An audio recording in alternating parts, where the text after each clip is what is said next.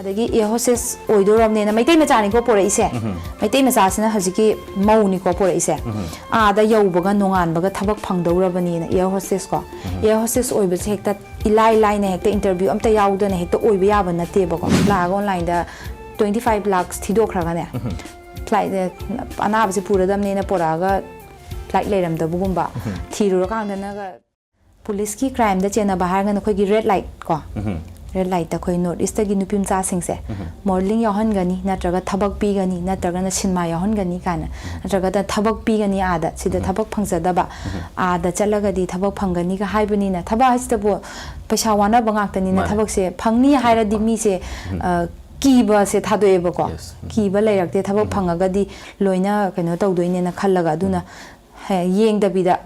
thabak tawdoramne na laaga adana phajan bibagumba atra atopa line da kaino tawbugumba yam thengnei akoina kaino dagi ga chatlaga chandigarh dagi ga chatlaga pharuba yawe ko haidi nupi se maitai nupi se yon thorabane ba ma se chahi ani humuk leiram matungda ma se chenthorapane chenthora mana akoigi nungdang da khoigi PCR van lei ba ko chandi PCR van sida report torokpane ba asmaina maitai nupi ma kano tawraga chele e mateng khata kano tawbiona habde ko je khudak ta gari humari thawdaraga chatle chalaga mado rescue tawraga lai pore adu maming mathadi haizarung aduga adu su laire adugumba red light ki sigumba sisu yam thengnei ko aduga adu nataba atopada hairaga na akoigi mendi hojiki adum thabak pige khot ki hair tawbase sigumba se apuhalaga tawbase ko duna aina haijaning badi akhoi su mayam leirabni na hojik de ko thabak tawning ba leiraga su hana e sigi thabak se chumbra lanbra haina kitang tala thidoga changbi ba ko ai thabak phange na hekta adagi air hostess oidoramne na maitai macha ni ko pore ise maitai macha sina hojiki mau ni ko pore ise da yaubaga nongan baga thabak phangdorabani na air hostess ko air hostess oibase hekta ilai lai na hekta interview amta yaudana hekta oiba yaba nate ba ko ado hojik se oidoramni nang Delhi da yawo nongan baga nang phangani thabak ta natana quarter piraga nang family pusalaga nungai ne leiba yarani kaina ga hairaga ne thazaraga do yungi mawama haibasidi mimma ko bomani bo leireni khoirama maga tholaini laini ba adu ayoroga di thabak se leiramda ba adu gum tawraga thengnaba yam yawe adu da mungse hoina mung mateng panggi ba khotki ba adu da aina hoi ada yoropaga ma se hajiki iche se ma se thabak phangdoramni ne yoropaga nungdang sida airport tagi yumamda puba jana yum sida nupa me am leiramba haitare ko ada nupa me am leiramba sida mana pakhatana aise kai da leidoino haibsa da ngasi di noi sida nangi ka tongana pige sida nang leiminaro aduga hai nungalaga di kwata phangadamni haraga themba jane ba ko ada hojiki iche sina aidi chungong moi sida leibadi ai nupi leiba mafam da sinbiona hairakpane ba ada da moi se upai leitadana samnara kang da last da yamba makhangna smaina manipur dagi nupi mala e mado leibudo pharak tar mare noi da khadang thamona aingonda call torokpane ba aduga numai toroga aina adudi poro ai nakta na toroga ai gida ahinga ma lekminai bako aduga aina khudakta noi thabak laisu leitana na khangabni na ai yaurabani na wari do chauthore na nungdang da ma smai tawni wari si loi hangna re li re aduga aina noi adumai na tawganu mingondagi hajikmak ticket ka o aduga ticket kakpa matam da ma pore ibado aduga chamin han basu yaroi magi nupi ama tawraga thingadabani ma se manipur phawba natraga da isa chalaga thingani haibani ba ina hojiki mi sida ko dumaina tawraga ticket ka aga ma se mayum da halan ki basu yaukre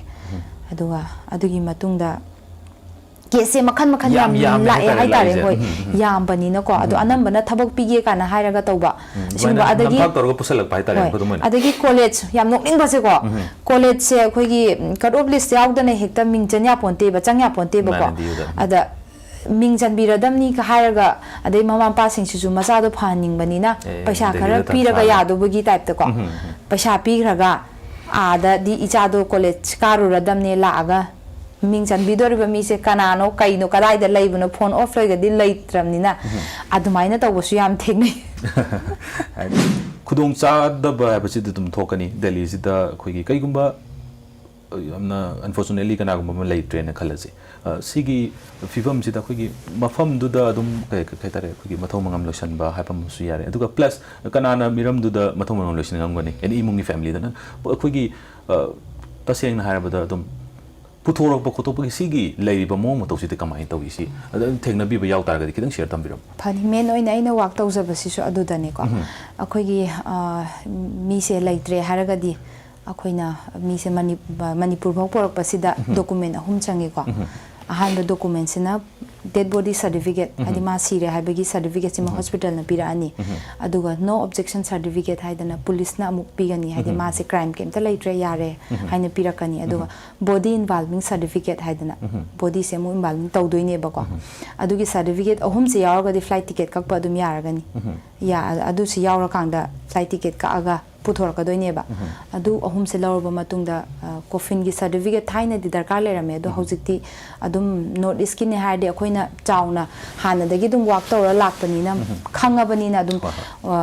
coffin की certificate से याउद्रसो अदुम यारे दुमाइना अदुम थादोरे अदुगा हजिकति flight तसो अदुम north east की ने हारदि discount अदुम खरा खरा सु fungi लैतबा सिंग से अखोइगी नॉर्थ ईस्ट की अखोइगी दिल्ली पुलिस तगी लेटर हेड अमा इगनी बको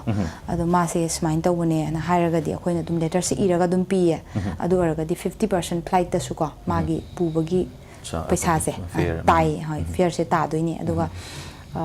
कनागुंबा पुबा ngamdaba हाइदि अखोइ बॉडी से पुबा ngamजररोइना हाइरगदि अखोइना फ्री ऑफ कॉस्ट तसु आदा अखोइगी हिंदू की ओइरो क्रिश्चियन की ओइरो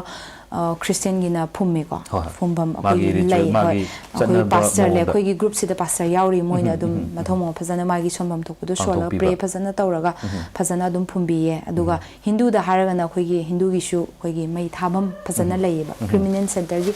मपु मखोइगी ग्रुप सिदा मेंबर ओइरिबको अदुम माना अखोइ नॉर्थ ईस्ट की एनी लैतबा सिंगसे मागिदा अदुम फ्री ऑफ कॉस्ट माना अदुम मतेंग पांगागा सिंगनु माना पुथोगा अदुम मै थारागा मागी मथमोम से फजना मागी तौफम थोकपदा तौरगा पांगथोए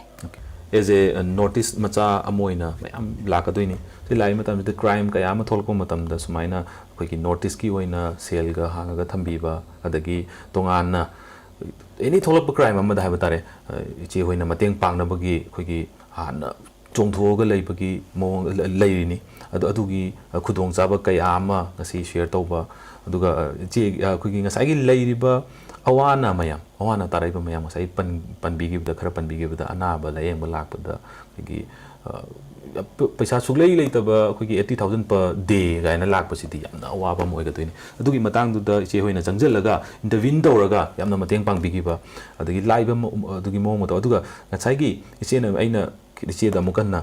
खितंग अमुके हेना मयेक सेंगना हाइबा तारे इम्पैक्टफुल होइना कमाइना अखोइगी इचे होइदे अप्रोच तौरप याय हाबदि एनी क्राइम थोको मतमदा अदुगा नंबर अदगी मागी ग्रुप कुंबा लैतारगदि नत्रगा ईमेल आईडी गुंबा तो खितंग अखोइगी व्यूअर सिंगदा अमुके हेना खंगनबगिदमक्ता खितंग थंबिरम फनी आई हाइजगे अखोइगी हजिगी 1093 हाइबा टोल फ्री नंबर से सिदा कॉल तौरगा सु मोइना जुदुम सजेस्ट तौरकनी मणिपुर की ओरो नागालैंड की ओरो असम की ओरो मणिपुर की ओइना हाइजरगदि आइगोंदा अदुम हाइरकनी बको अदु नत्रगा सु आइगी मोबाइल नंबर आइगी डायना मयांगलंबम माने फेसबुक तसु अदुम लैबने अदुदा चंगागा आइगी मोबाइल नंबर का लोइना अदुम यावबने अदुदा एनी टाइम 24/7 को एनी टाइम अदुम प्रॉब्लम लैबा मतमदा अदुम कॉल तौरप यागनी इवाटपगी बु ओइरो नत्रगना अदगी अखोइगी हजिकान याम थेंगनाबा कइनोसे को केसता हाइरगना मरक थना केस अमनी तंग हाइजेगे को अखोइगी फेसबुक ता अखोइगी प्रोफाइल दना फजनागा थमगा को मणिपुर नंगी खंगनरनी फेसबुक फ्रेंड ओइरनी को अदुगा मणिपुर आई नंगी गिफ्ट अमा थागिबने अदुदो लौथोओ आइना नंगी लैपटॉप नि खंगदि सनानि खंगदि हाइरनी दना को अदु थाग्रबने अदुदो लौथोओ ना हाइरानी अदुगा नोंग निनी लैरगा अमु कस्टम सारा फोन तौरकदोइनेबा नंगी पोचे यौरे अदो कस्टम चार्ज थीद्रगदि नंग पोचे लौथोप यारोय अना कस्टम चार्ज 50,000 ने खंगदे 60,000 ने खंगदे मोइना हारक चार्ज सी अकाउंट नंबर से थारो हाइदोइनेबा अदो अखोइगी मी सिंगसिना दि पोतुना दि हेना यामनी कस्टमर चार्ज तुदि यामदबनिना पैसा जे थाबा याउरिबा खंगजदबनिना अदुगुंबदो यामना एवर ओहनिंगे अदगी अखोइगी अनाब पुथोपुसिनजे होय नारकांगदि मियोइबसे वखन थोक्तेदना को अदुगुंबदा अखोइना चार्टर फ्लाइट हाइतारे हेलीकॉप्टर गुंबा वाइनिंग हाइदि प्राइवेट ओइना वाइजनिंग बा लैदना को अदुगुंबसे ऑनलाइन द पेमेंट तौबसे यारि मखै को फजना खंगतो कांगदा payment tawbiyo haina haijaninge ko marak tadi online payment tawbose sometime phajana khangaga tawgribo oiraga di phaba aduna ta pesa myam yam do online tawthokra kanano kaino khangdabada manipur gi thokpa yawkhre ba ko sa khogi patient se pura doine na pura la online da 25 lakhs thidokra ga ne flight anab se pura dam ne na poraga